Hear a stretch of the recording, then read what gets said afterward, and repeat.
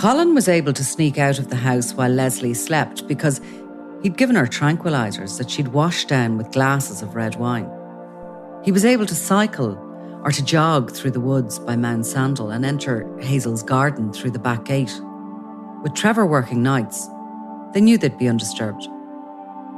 Trevor seemed to be in a better place. He downplayed the affair in conversations and said that he wasn't perfect either, but he was glad to be back in the marital bed. Leslie, on the other hand, was falling deeper and deeper into a depression. She would switch from uncontrollable crying to anger without warning. And those outbursts of anger or sadness were met with complete disinterest from Colin. It didn't matter if she threatened to leave, or if she tore up family photos, or if she followed him while he was on a jog. His silence and his apathy drove her to the brink of despair and paranoia. He resented her for not being able to get on with things as normal at home, and he felt as though he was being left to look after the children and to keep the house clean. Leslie was strong-willed and independent, unlike Hazel, who hung on Colin's every word. The Dentist, His Mistress and the Murders. The story of Colin Howell, Hazel Buchanan and the tragic death of their innocent partners. Written by Eileen McFarlane, researcher Claude Amini, produced by Ian Mullaney and edited by me, Nicola Tallant. A Crime World 3-part special.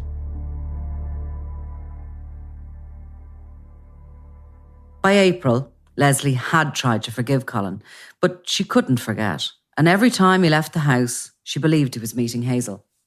The house itself was still unfinished, and without any spare money to hire someone to do the renovations, Colin took it upon himself to get it done. Leslie had bought curtains for the bathroom, and I went to B&Q to get a curtain rail, he later said. I took all the children with me, and there was a queue, and when we got back, Leslie accused me of contacting Hazel. I was filled with outrageous indignation because that one day, I actually hadn't been in touch with Hazel. A confrontation developed over me being late back, and it continued. There was an iciness in the house, and Leslie put on her dressing gown to get ready for the bath. Leslie carried a cassette player into the bathroom to listen to music as she tried to relax. She was beginning to connect the plug at the top end of the bath, and I said she better not set it there because it could fall in. I told her to put it down where she could reach it, and I put it at the bottom of the bath. At one point, I sat on the edge of the bath. It was a dark moment, and she wouldn't let go of the argument that I had contacted Hazel. A thought went through my head. I want you to shut up. If I throw it in, I could kill you. Although I'd no intention of doing that. I showed Leslie the plug. I was in control. And with the unsecured loop of the cable, I flicked it across her back, then dropped the plug on the floor where it made a noise. Leslie looked at me. There was a pregnant pause and a shift of power. I was about to take power back, and I wanted her to realise that. I flicked the cable and walked out the door. And she's in the bath, and the thought goes into his head, I could kill this lady. This is what he's thinking to himself. In other words, I can be controlling here. I can control this. I'm in control. Leslie remembered the incident differently, and she called to a friend to discuss it. I'm telling you this in case anything happens to me, she said.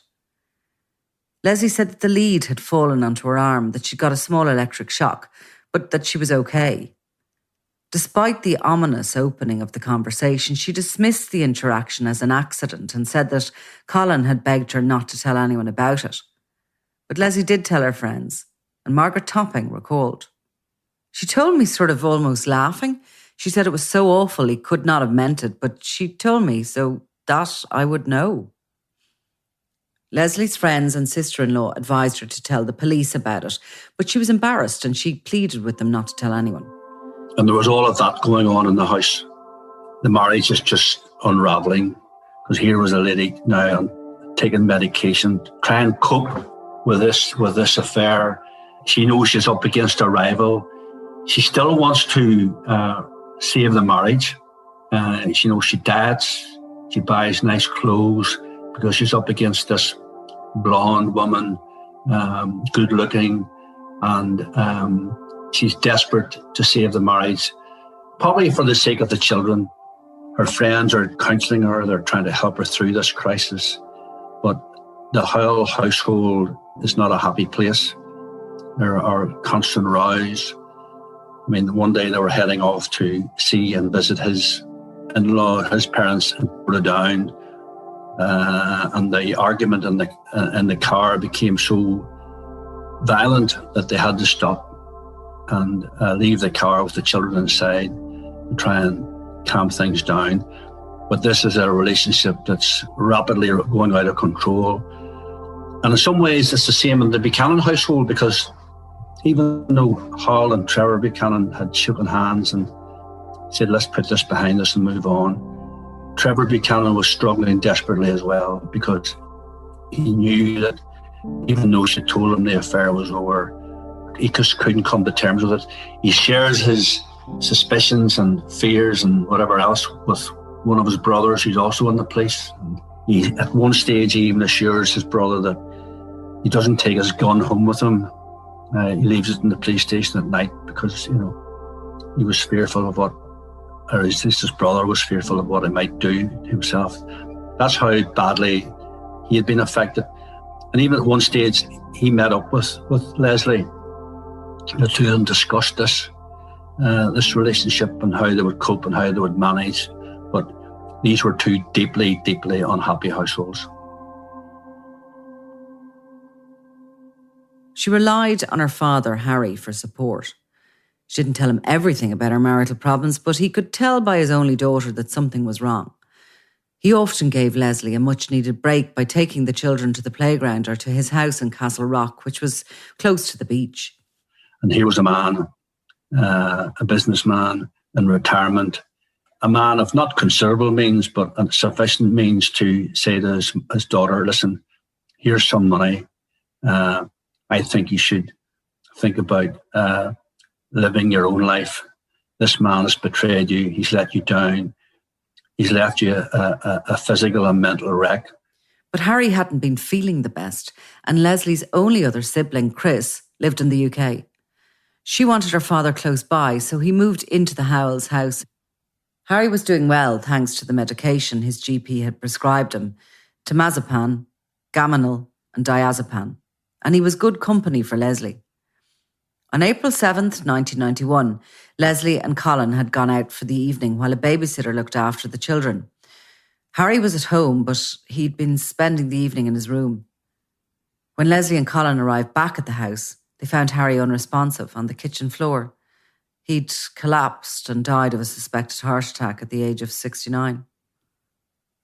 Leslie was devastated at the loss of her father, and her brother Chris travelled over from the UK to attend the funeral. Chris recalled Leslie drinking 3 glasses of wine after her father's funeral and quickly becoming incapacitated. As someone in the medical field, he could tell that his sister had taken more than a few glasses of wine, and he questioned Colin about it. Colin admitted that he'd given Leslie something to help her sleep, and Chris was furious with him that he would allow her take medication while she was drinking. Other people noticed how distant Colin was while his wife was clearly struggling with her grief. He'd make excuses to leave the house, claiming he'd errands to run or that he was going on a jog, but the reality was he was running straight to Hazel.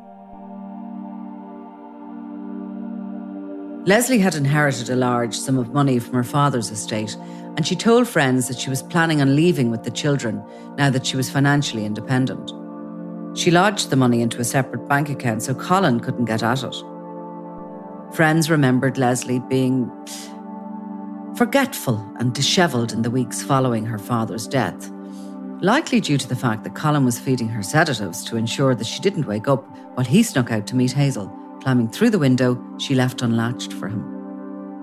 On one occasion, when Leslie did rouse from her drug-induced slumber, Colin had just arrived back and he convinced her that he'd just come to the kitchen for a glass of water. Leslie was a shadow of her former self, having lost all trust in her husband, and the only other man she loved had just died. I came home from work one day and Leslie had drunk too much wine and was unconscious on the floor and had vomited, Colin later said. I thought it was blood at first, but it was red wine, and Daniel was standing there holding a full bottle of milk. Before the affair, she wasn't like that. That one incident to me was a point where I realised I'd caused her so much pain and distress. I acknowledged that it was me who'd done it to her. She just couldn't cope with the pain I'd caused with the affair. Another incident a few days later solidified his realisation. Colin recalled. She was just inconsolable for such a long time, and on the 13th of May, in bed at about 2 or 3 in the morning, she sat upright and she said things like, "My life is destroyed. Trevor's life is destroyed. We'll never get over this." And saying things like that, and then she sat up in bed and her eyes brightened and she said, "I think I'm going to go to heaven soon." And she said, "You know, maybe you and her were always meant to be together." And then she lay down and sighed and went to sleep, a really, really peaceful sleep. When she said that, I felt this almost instant love for her, and I thought, I can help you. And in a moment, the whole idea was born. Leslie Howell is in the depths of despair. She's lost her father. She's finds herself on her own. She's doing her level best. She's drinking, probably more than she should. And one night they're in bed, and obviously they're arguing, they're having this discussion, and she says, "Colin, maybe you'd be better off with Hazel, and I maybe be better off if I was dead." And Howell, being Howell, thought to himself, "Well, hold on. If you want to die, maybe I can help you. I can help you get there. If that's what you really want." Now, this is what he's saying to himself. If that's what you really want, I think I can get you there. So that's when the whole scenario starts to develop. Over the next few days, Leslie would fall asleep on the couch in the living room with a box of red wine.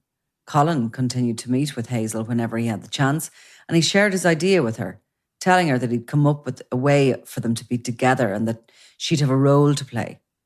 Basically, Howell has decided that, he cooks up this plan, and one night he's with his lover, and he says, "Listen, I think we can do something here. We can get rid of these two people." Saturday, May 18th, 1991 was a happy occasion in the Howell house. The second youngest child was turning 2 years old, and a small gathering took place to celebrate. Leslie had a few things to do in town, so she left the house before midday to get her hair done, buy a new dress and grab a coffee. A friend met her in the coffee shop and said she seemed to be in good form. It's a Saturday afternoon. Hazel and Trevor and the two children head off to do some shopping outside Belfast. And they're rowing the whole way there, and they're rowing the whole way back. They've come home early.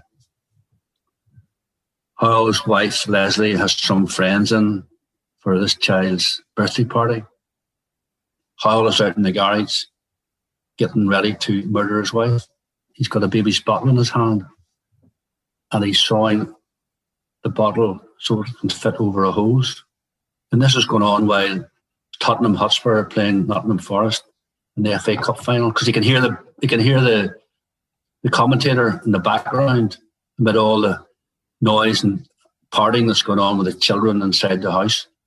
After returning home and celebrating her son's birthday, Leslie left the house again at 5:30 to go to the salon for a sunbed session she thought she had booked for 6 p.m.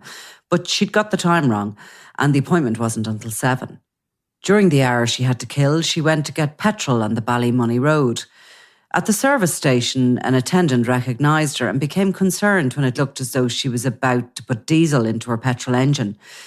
She seemed to be staggering and looked disorientated, but they couldn't detect a scent of alcohol from her breath. Regardless, they called Colin to let him know, and he called back to let them know she was fine. She'd stopped at the house before she went back to the salon for the sunbed appointment, he said. By 7:30 p.m, she hadn't come out of the tanning room, so one of the staff went to check on her and found her asleep in the sunbed. Leslie laughed it off and booked another appointment for 2 days later. As she left, she called out, "See you Monday." After returning home, the children were still awake, but Leslie retreated to the living room with a 3-litre box of wine and left Colin to put them to bed. Watching his wife drown her sorrows once more, Colin felt that he couldn't stand it any longer, and he knew that he had caused it. That night, the kids are asleep, and Leslie's taken herself off to the sofa as usual. She'd been drinking. And basically she falls asleep. She's probably in a stupor. And Howell begins the plan. He goes out to the garage, he switches on the ignition. The car begins to run. He puts the baby's bottle over the exhaust pipe, runs a hose through the house. Leslie's under the duvet. Howell makes sure that the children's door can't be opened. He puts a hockey stick, jam the door so it can't open. He runs the hose through the hallway into her room where she's lying in the settee. He pushes the hose pipe under the duvet and steps back. He can smell the fumes, and suddenly Leslie begins to rouse, and she doesn't know what's going on. And Howell realizes he has to act quickly here because, this lady's going to come around. And so he jumps on top of her, and she cries out. It's for their son, Matthew. And basically Howell murders his wife. She struggles to try and free herself, but he won't let her get out from under the duvet. He then takes her out, dresses her in clothes, takes her outside and puts her into the boot of the car, as well as the hose and the bicycle. He then goes to the phone and he rings his lover, who's in bed with her husband, who's fast asleep. And they've devised this way of contacting each other. The phone would just click once, not ring out, just click, and she would know it's Howell trying to get in contact with her. She gets out of the bed, picks up the phone, and it's Howell. And he says, I'm on my way. I'm on my way. Leslie's in the boot. Now, Hazel Buchanan at that stage knew exactly what was going to happen next. She goes outside and reverses their car out of the garage to the front of the house. It's a white Toyota Corolla. To give Howell the space he needs to drive his car into the garage and do the exact same as he did with his wife. And sure enough, he drives into the garage. She's there. She's moving about. Her door is fastened where her two children are asleep. And Howell does the exact same, runs the hose through the house into their bedroom where Trevor Buchanan was fast asleep. And he had taken a sedative because he was having difficulty going to sleep. Howell goes into the room, does the same, and Trevor wakes up and realizing his life's in mortal danger, he struggles violently to try and save himself. But Howell overcomes him. At one stage, Trevor's watch falls off onto the bedroom floor. Hazel's outside. She's moving about from room to room. At one stage, Howell leaves the house because he's going to be sick. But he's still thinking, if I vomit in this room, my DNA is all over this place. So he goes outside into the back garden, which he's familiar with. Remember, this was the place he used to climb over the hedge to get into the house. He goes outside and he's sick. He comes back into the room, into the house, and Hazel has laid out the clothes to dress her husband. Howell then tells her, I want you to dispose of this hose. And Howell then heads off to Castle Rock. 2 bodies and a bicycle in the boot, alongside some photographs. And he's taken family photographs and heads off to Castle Rock, basically to stage manage these 2 suicides. Initially, he was going to go to the beach in Castle Rock, but he thought, hold on a second. If I go there, they'll see tire marks, they'll see my footprints. No. And he's thinking very quickly on his feet here. And he decides, no, I'll go to a row of houses known as the Apostles, overlooking Castle Rock, where Leslie's late father had owned a house number 6, and he knew there was a garage behind that. And this is where he stage manages the 2 murders to look like suicides. He takes Trevor out of the car, pulls him round into the driver's seat, puts his hand on the steering wheel. His right leg is jammed against the door. He can't shut the door. His wife, meanwhile, is in the boot, and he's already dressed her. He lays out some family photographs of both of them together and of the children and so on. And then he has a tape recorder which plays music, that Baptist type music that Leslie liked. Placed the set on her ears, pushed the play button, and decides that's it. He switches on the ignition because he's an old hose from a cleaning unit that he uses to run from the exhaust pipe into the boot where his wife was, and he then leaves the scene. He runs down onto the beach, along the beach at Castle Rock, over the local golf course at Castle Rock Golf Club, which adjoins and close to the beach. And he goes to the back of the 15 where his earlier left the bike while he was on his way to Castle Rock. He picks up the bicycle from a hedge behind the 15 and cycles home as it begins to get light.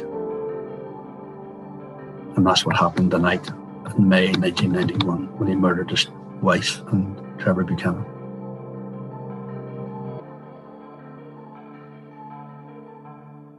Just before 9 a.m. the following morning, Colin called Jim Flanagan, one of the church elders, and asked him if he would help him look for Leslie.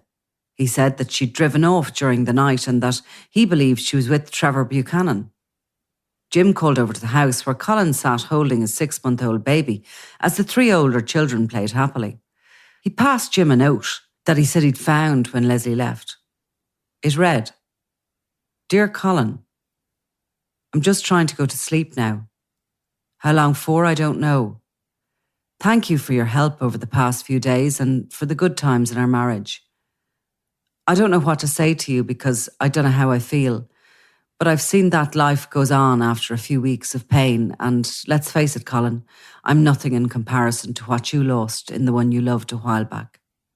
If I wake up in the morning, just let this be our secret.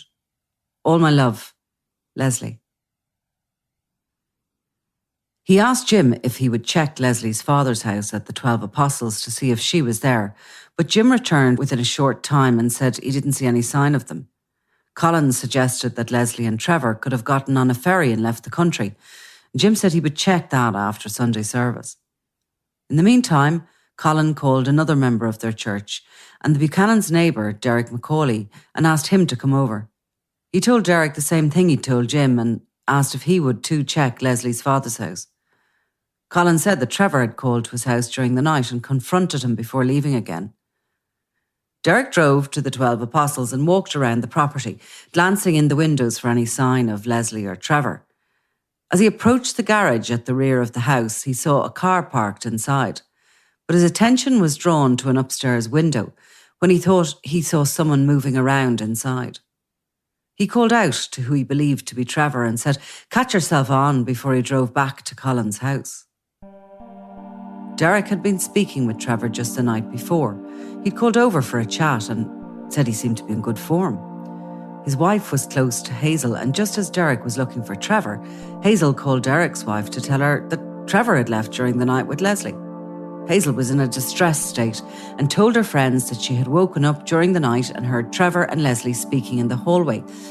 Afraid to confront them, she said she'd stayed in bed, but when she woke up the next morning, Trevor wasn't beside her. He wasn't in the house at all. Colin called Jim Flanagan at around 12:30 p.m. and asked him to check the 12 Apostles once more.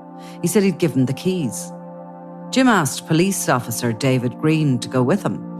Officer Green was also a member of the church and he agreed. They arrived at the 12 Apostles at approximately 1:20 p.m. and unlocked the house to check inside. While Officer Green was looking around the bedrooms, Jim went to check the garage at the back of the house. When he lifted the door, he saw the Howells' Renault 21 estate car had been reversed in, and barely visible over the steering wheel, he saw Trevor Buchanan slumped in the front seat. Jim called out for Officer Green, and they both ran to check Trevor's pulse. It was then that they saw Leslie Howell, laid out on her back in the boot, wearing headphones. They were both dead. Leslie was just 31, while Trevor was 32 years old.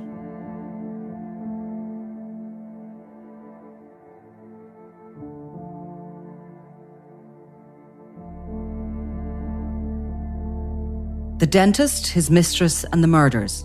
The story of Colin Howell, Hazel Buchanan, and the tragic death of their innocent partners. Written by Eileen McFarlane, researcher Claude Amini, produced by Ian Mullaney, and edited by me, Nicola Tallant. A Crime World 3-part special.